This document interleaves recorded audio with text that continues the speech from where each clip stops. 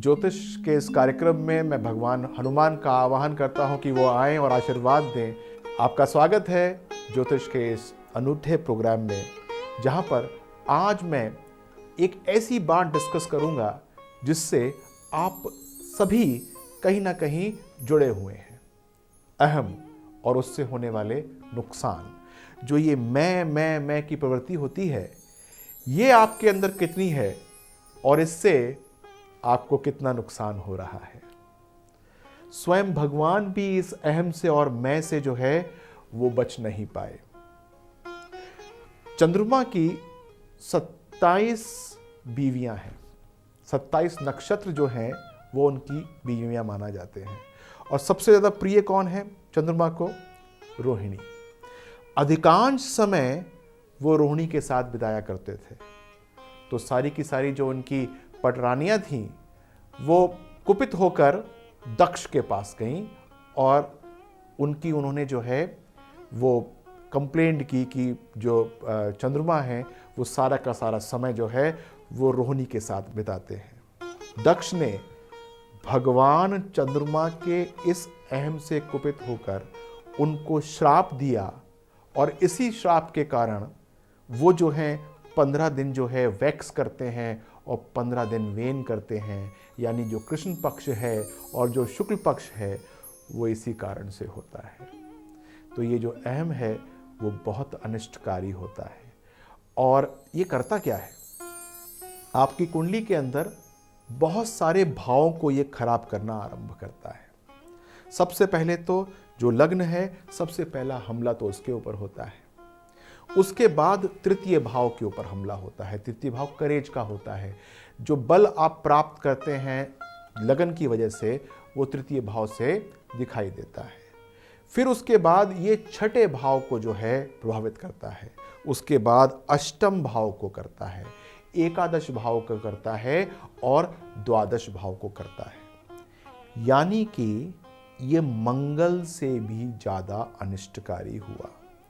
यदि आपके अंदर किसी भी मात्रा में अहम या मैं है तो वो मंगल से भी ज्यादा अनिष्टकारी होता है। तो बिना आपकी कुंडली देखे हुए मैं ये कहूँगा कि आपको वो अहम त्यागना चाहिए। जितनी आप सफलता के साथ अपने अहम को त्यागते हैं उतनी ही सफलता के साथ आप सीढ़ियों को, जिसे बोलते हैं, चढ़ना शुरू हो जाते हैं। यहीं पर मैं आपको एक छोटी सी कॉल दिखाना चाहता हूँ। इस कॉल के अंदर आपको जो अहम से नुकसान हो रहा है वो दिखाई देगा। आइए देखते हैं। पंडित जी नमस्कार। जी नमस्कार, बताइए। पंडित जी मुझे अपने विषय में जानना है। आपको अपने विषय में जानना है, बहुत अच्छी बात है। जो है वो पंडित जी, हाँ, मैं तो अपने भविष्य को लेकर बहुत चिंतित हूँ। बहुत चिंतित हैं आप? अच्छा, मेरे घर वालों ने, मेरे पति ने तो मतलब मुसीबत ही कर रखी है। अच्छा, क्या मुसीबत कर रखी है? जो मेरे पति हैं वो मतलब जितना भी कमाते हैं, जितना भी पैसा कमा रहे हैं, वो सारा अपनी माँ पे, बहनों पे लुटाते हैं। अच्छा। और हमारी कोई सेविंग नहीं होती। कहो अच्छा। तो फिर घर में क्लेश करते हैं। अच्छा, मतलब आपको लगता है कि आपके पति जो हैं वो जितना पैसा कमाते हैं वो अपने घर वालों के ऊपर खर्च कर देते हैं, और जो है वो आपके पास जितना खर्चा करना चाहिए वो नहीं करते हैं, सेविंग भी नहीं करते हैं, और इस कारण से आप जो हैं वो बहुत परेशान रहती हैं। चलिए कोई बात नहीं। तो मैं सबसे पहले क्या करता हूं कि आपके पति की कुंडली देखता हूं कि वो ऐसा करते क्यों हैं आखिर। मुझे उनकी, आपकी डेट ऑफ बर्थ दे सकती हैं? कुछ है आपके पास? जी, आप एक काम कीजिए, 14 मई अपनी भी दीजिएगा। 1977।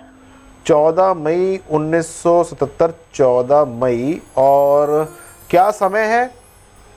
रात में उनका है 10:30 पर। 22:30। और कहाँ पैदा हुए हैं वो? सिरसा में। सिरसा में पैदा हुए हैं, ठीक है। आपके पास अपनी भी उपलब्ध है क्या? जी जी, आप बताइए क्या डेट ऑफ बर्थ है? 2 दिसंबर 1980। 2 दिसंबर 1980। जी, क्या समय है? और टाइम है 5:10 पे शाम का। 5:10 शाम का, ठीक है। और कहाँ पैदा हुई हैं आप? बिजनौर में। बिजनौर में, ठीक है।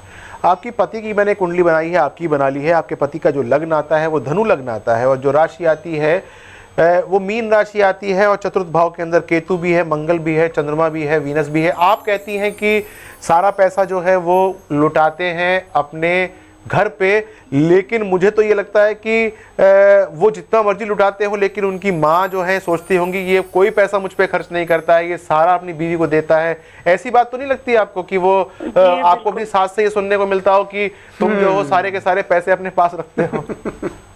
जी बिल्कुल ऐसा ही होता है। इस वजह से हमारी लड़ाई भी बहुत रहती है। आपकी लड़ाई बहुत रहती है। आप कहती होंगी कि जब वो उनको ये लगता ही नहीं है तो वहां पर पैसा क्यों लुटाते हो? अच्छा, मुझे एक बात और बताइए कि तुम्हारे पति जो है वो क्या दो भाई हैं, यानी एक भाई और है उनका? जी ये बड़े हैं। ये बड़े हैं और एक छोटा भाई है, ठीक है जी। तो दूसरी बात मैं ये जानना चाहूँगा कि जो सबसे बड़ी बात है वो ये है कि जो घर के फंक्शंस वगैरह होते हैं तो जो बड़े का मान सम्मान होना चाहिए या बड़े का जो मान होना चाहिए वो आपको मिलता है कि उसके अंदर भी कुछ त्रुटि रह जाती है? इनको बिल्कुल भी नहीं, इनको तो कोई पूछता ही नहीं है, इनको बल्कि तो छोटे भाई का जो है ज्यादा मान है। अच्छा, इनको तो कोई पूछता भी नहीं है आपके हिसाब से, और छोटे भाई का बहुत मान सम्मान है। तीसरी बात जो जानना चाहूंगा, आपकी जो पैतृक संपत्ति है, यानी कि आपके पति की जो पैतृक संपत्ति है वो अच्छी खासी विशाल लगती है मुझे, ऐसी बात है क्या? जी, गांव में जो इनकी जमीनें हैं काफी ज्यादा है, घर भी है खुद का। अच्छा, तो आपको एक बात मैं ये बताना चाहता हूं कि आपके पति के अष्टम भाव में जो है वो शनि बैठा हुआ है। दीर्घायु तो देता ही देता है, लेकिन साथ में पैतृक संपत्ति के बारे में घोषणा करता है। इसका जो संबंध है वो आपके चतुर्थ भाव से भी है और अष्टम भाव से भी है। मुझे ऐसा लगता है कि यदि आपके पति ने सही प्रकार की इक्वेशन फिट नहीं करी अपने माँ और बाप के साथ, तो क्या होगा कि वो जो पैतृक संपत्ति में जो इनको अंश मिलने वाला है उसके अंदर आप बहुत बड़ा धोखा खा जाएंगी, यानी कि वो अंश आपको नहीं मिलेगा। आप तो ये सोच के चद्दर तान के सो रही हैं कि जो है अपने आप पैसा मिल जाएगा, लेकिन ऐसा होने वाला नहीं है। आपके पति को जो है वो अपने सास की, आपकी सास की और ससुर की थोड़ी ज़्यादा सेवा करने दीजिए। जहाँ तक पैसे की बात है, मुझे ये लगता है कि वो पैसा खर्च नहीं करते। वो अगर एक दमड़ी भी खर्च करते हैं तो आपको वो अशरफी नजर आती है, ये कुंडली कहती है। क्यों? चतुर्थ भाव के अंदर केतु और चंद्रमा बैठा है, माँ के ऊपर कोई खर्चा नहीं है, सिर्फ मुंह की बातें हैं और वो भी कम हैं, वो भी आपको अच्छी नहीं लगती हैं। मैं आपको सिर्फ ये कहना चाहूँगा कि यदि मान लो 100 रुपए कमाते हैं आपके पति और 2-4 रुपए अगर माँ बाप पे खर्च हो भी रहे हैं तो वो एक बहुत अच्छी इन्वेस्टमेंट है आपके लिए। सब चीज़ों को भूल जाइए। वो जो आपको एक प्रॉपर्टी मिलने वाली है, जो आपको जो मिलेगी प्रॉपर्टी, वो उसकी एक इन्वेस्टमेंट है, उसको उस माने करने दीजिए। वरना जो है आप बहुत परेशानी में आएंगी जब आपको वसीयत पढ़ने को मिलेगी और आपका नाम जो है उसके अंदर बहुत कम या बहुत चंद पैसों के लिए हो जाएगा। तो थोड़ा सा जो है ये सोच के देखिए कि यही अगर आपके माता पिता होते और जो पति आपका अगर भाई होता और वो उतना ही कर रहा होता तो क्या वो ठीक है? थोड़ा सा एक बार आप जो है जजमेंट करके देखिए, आपको स्वयं लगेगा कि वो ज़्यादा कुछ नहीं कर रहे हैं, बल्कि उससे ज़्यादा करना चाहिए। एक काम कीजिए, घर में एक श्रीकंठ मणि रखिए और उसकी नित्य पूजा किया करिए। और एक बात और है कि संडे का फास्ट आप रखना शुरू कर दीजिए, इससे आपको अच्छा लाभ मिल जाएगा।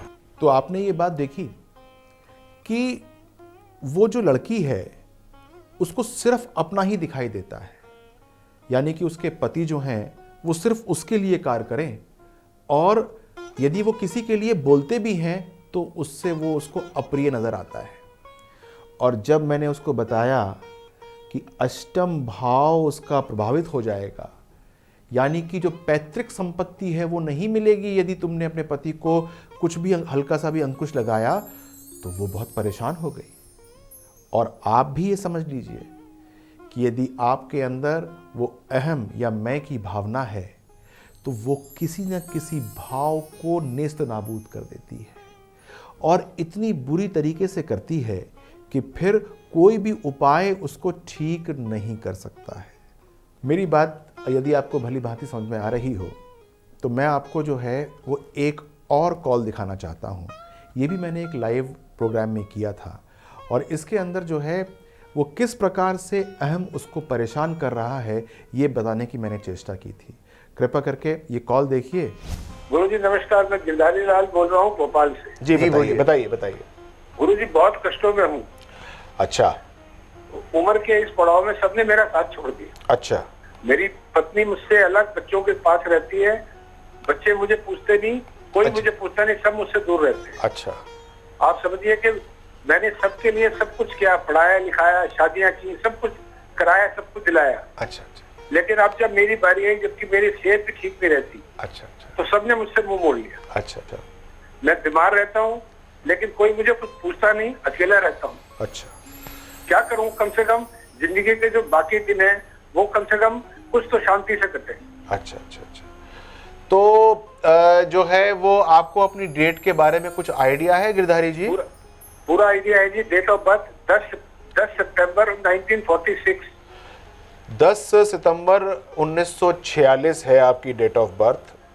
अच्छा। जन्म हुआ था कटनी में, और टाइम गुरुजी दोपहर का करीब 2 से 3 का है, मुझे एग्जैक्ट पता नहीं। 10 क्या बताया? 10 सितंबर बताया ना आपने? 2 से 3 का टाइम बताया आपने। हाँ जी। तो हम अभी 2:30 डालते हैं। अभी हम जो है आपकी कुंडली का टाइम भी निकाल देंगे, आप चिंता मत कीजिए कि क्या टाइम है आपका। 2:30 डालते हैं। अच्छा, मैंने आपकी कुंडली बनाई है। जो आपका लग्न आता है वो इस समय धनु आता है, 13 डिग्री पे आता है। तो मुझे ये बताइए कि आपके पिताजी का स्वर्गवास क्या जल्दी हो गया था? हाँ जी, काफी छोटी उम्र में हो गए थे। काफी? आपकी उम्र काफी छोटी थी क्या? हाँ जी। या उनकी उम्र कम थी? नहीं, मतलब मेरी भी उम्र कम थी और उनकी भी कमी थी। अच्छा, मुझे ये और बता दीजिए कि आप जो हैं, जो काम करते थे या जो नौकरी करते थे, वो आपके पिताजी के कारण आपको भी लगी थी या आपको आपने अपने ही प्रयासों से लगाई थी? पिताजी की बदौलत ही हुआ था जी। मतलब आपके पिताजी के देहावसान के बाद जो उनकी जगह नौकरी लगती है वो आपको मिल गई थी, यही कहना चाहते हैं ना? हाँ जी, हाँ जी, हाँ जी। अच्छा, ठीक है। तो यानी कि आपने जो है वो जो नौकरी ली है वो जो है अपने पिताजी की नौकरी ली है, क्योंकि आप अपने घर के ज्येष्ठ पुत्र थे, ठीक है? हाँ जी, हाँ जी, हाँ जी। आपके दांतों की स्थिति कैसी है इस समय? आपके दांत जो हैं वो कैसे हैं? मतलब उसमें कोई पीड़ा तो नहीं है, टूटे टाटे तो नहीं है, आगे से बाहर की तरफ तो नहीं निकले हुए हैं? आगे के करीब 2 दांत टूटे हुए, और दांत जो है वो बहुत सक्षम उसमें नहीं है। अच्छा, चलिए ठीक है। एक बात का मुझे और जानकारी दीजिए कि आप जो है, आपके बच्चे कितने हैं? मेरे बच्चे तीन लड़के हैं जी, 1 लड़की है। 3 लड़के हैं और लड़की। अच्छा, अब जो है मैंने आपका टाइम सेट किया है। आपका टाइम जो है वो 3:05 आता है। 3:05, 15:05। इसको आप नोट कर लीजिएगा। 15:05 का टाइम आता है आपका। अच्छा जी। और आपके भाई बहन भी होंगे, छोटे भाई बहन भी होंगे, और उनकी मात्रा भी अच्छी खासी होगी। 4-5 भाई बहन होंगे आपके अलावा, ऐसी बात मुझे लगती है आपकी कुंडली से।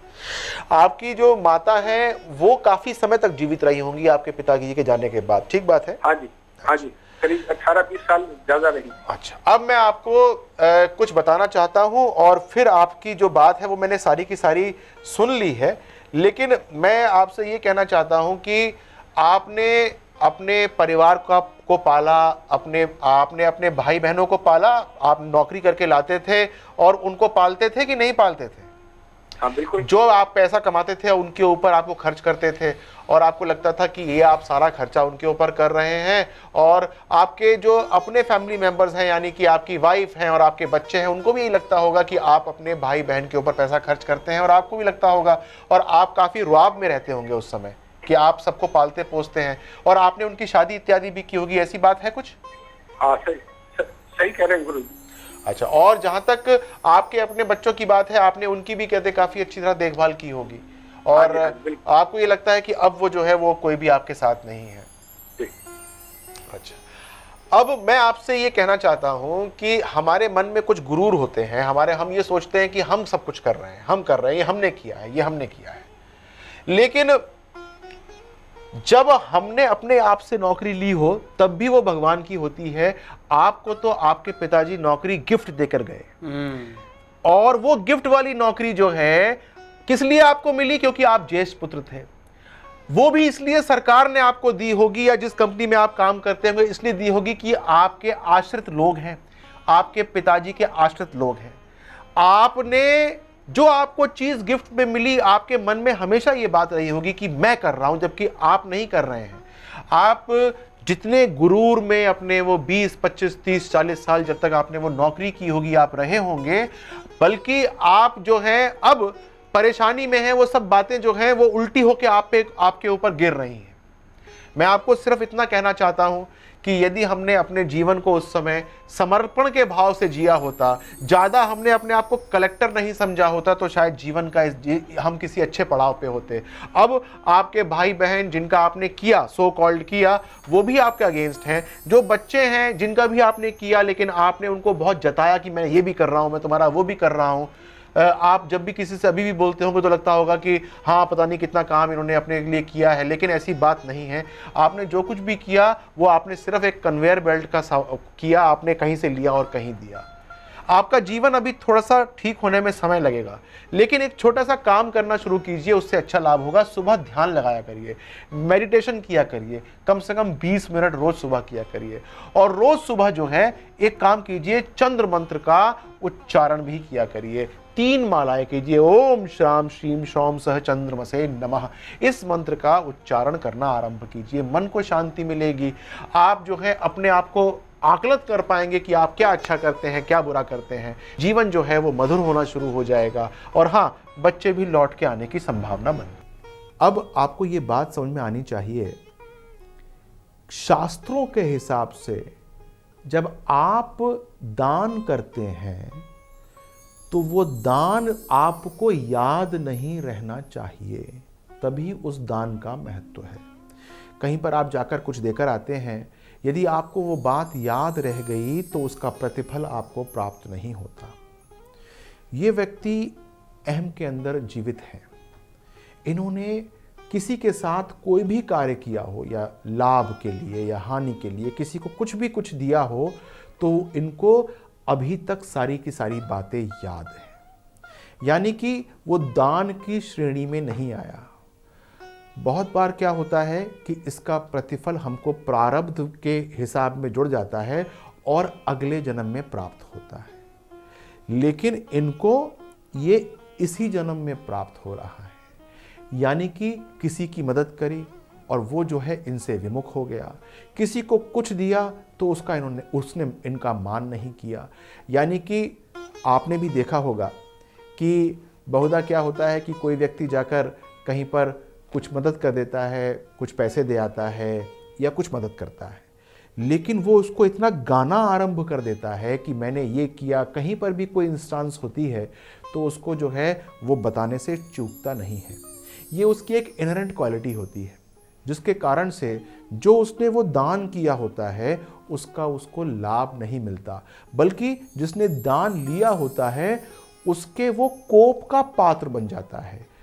तो मेरी आपसे विनती ये है कि जब भी ऐसी कोई सिचुएशन आती है जिसके अंदर जो है आप किसी को कुछ दें, तो आप सबसे पहले तो फल की इच्छा बिल्कुल मत कीजिए। यदि आप फल की इच्छा नहीं करेंगे और आपको अनायास ही फल प्राप्त होंगे, तो आपका जीवन जो है वो अच्छा होना शुरू हो जाएगा। दूसरी बात यह है कि अपने कर्मों को शुद्ध करने की चेष्टा कीजिए। ऐसे कर्मों को कीजिए जो कि वैदिक नियमों के अनुरूप हों, यानी कि आप कर तो रहे हैं लेकिन वो वैदिक नियमों से दूर हो जाते हैं, जिससे हमको लाभ नहीं मिलता, बल्कि जो हमारा प्रारब्ध है, जो हमारा इस जन्म का जो कर्म है, उसकी जो पासबुक होती है उसके अंदर सारी की सारी जो एंट्रीज होने लगती हैं वो नेगेटिव होने लगती हैं। ये कैसे ठीक कर सकते हैं? ये सिर्फ एक ही मात्र स्थान है और वो है विनय बजरंगी और उनका कर्मा करेक्शन। एक बार मुझे अपनी कुंडली दिखाइए और मैं आपके कर्मों को दुरुस्त और शुद्ध करने की कोशिश करता हूँ। अगले अंक में मैं आपको एक बहुत विशेष बात बताऊंगा, उसके लिए आपको कल तक का इंतजार करना पड़ेगा। तब तक के लिए आप जो हैं निश्चिंत रहें और हाँ, हनुमान जी की पूजा करते रहें। हनुमान जी की जय हो।